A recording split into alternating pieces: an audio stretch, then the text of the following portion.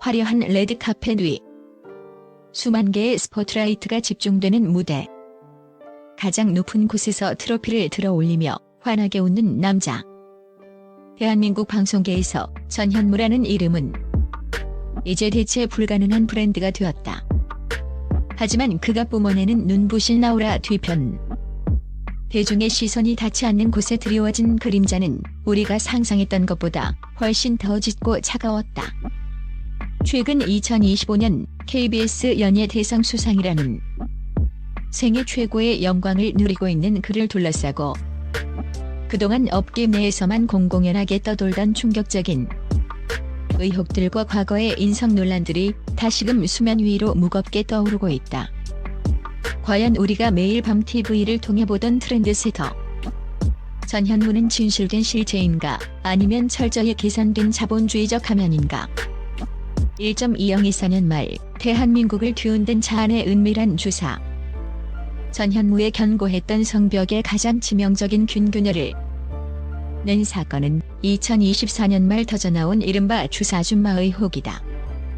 그가 자신의 호화로운 수입차 안에서 의료 면허가 전혀 없는 무자격자로부터 불법 정맥 주사 수행 및 고농축 약물 투여를 맞았다는 구체적인 정황이 보도된 것이다.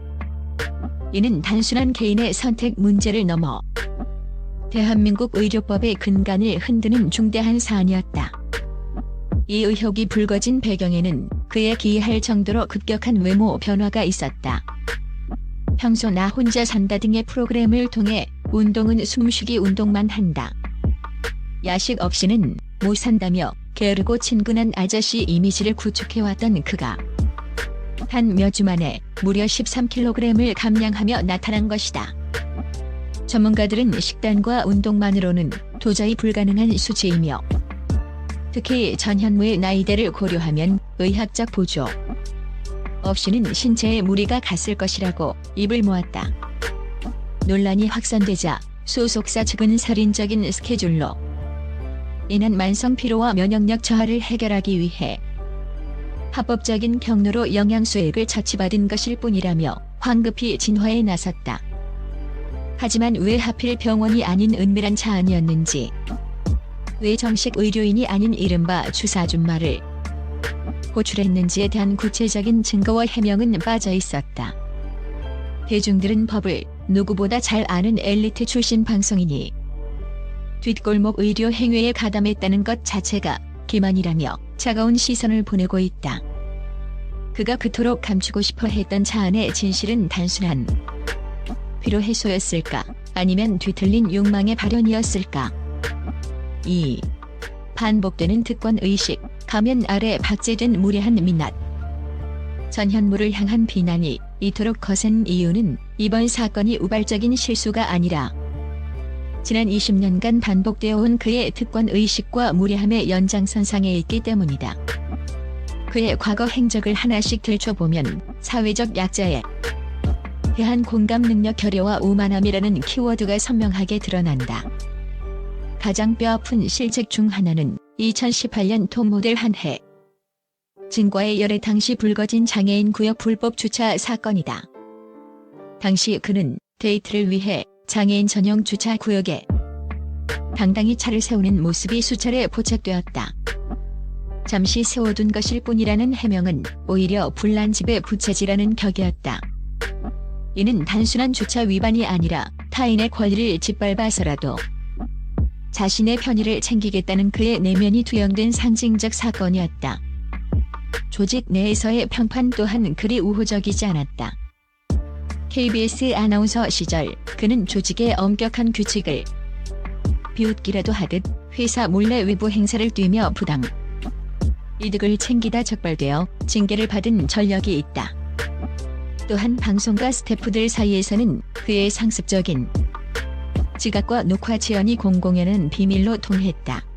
방송 진행 중에도 그의 독설은 선을 넘기 일쑤였다.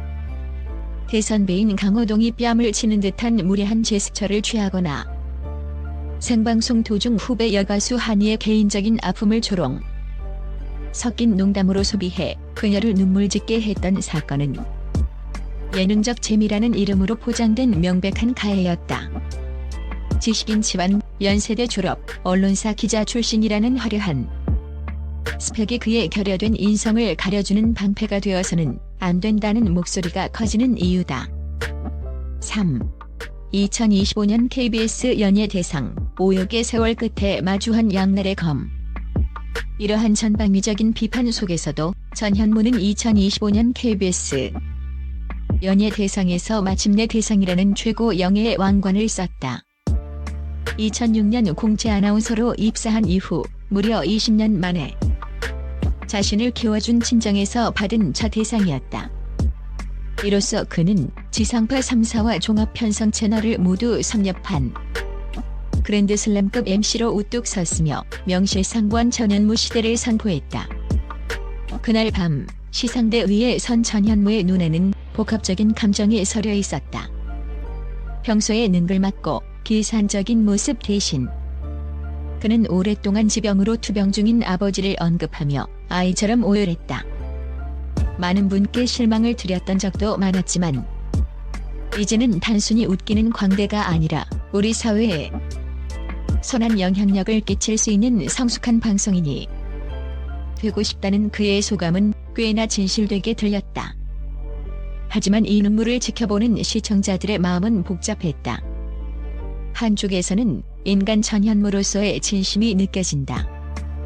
이제는 그를 용서하고 재능을 응원하자는 동정론이 일었지만 다른 한쪽에서는 논란이 커질 때마다 꺼내 드는 전형적인 감성팔이 수법 아니냐며 싸늘한 반응을 보였다. 대상 수상이라는 화려한 훈장이 그동안의 과오를 덮어주는 면죄부가 될 수는 없기 때문이다. 4. 결론 그는 시대의 괴물인가? 고독한 광대인가? 오늘날 전현무는 대한민국 연예계에서 가장 입체적이고 그래서 더 위험한 인물이다. 압도적인 데이터 분석력과 순발력으로 프로그램을 승리로 이끄는 천재적 MC인 동시에 도덕적 해이와 인성, 논란으로 끊임없이 대중을 배신하는 양날의 검과 같다. 그가 2025년 대상 소감에서 약속했던 선한 영향력은 과연 그의 인생 이막에서 실현될 수 있을까? 아니면 또 다른 거대 논란이 터져나오기 전까지 시간을 벌기 위한 임시방편일 뿐일까?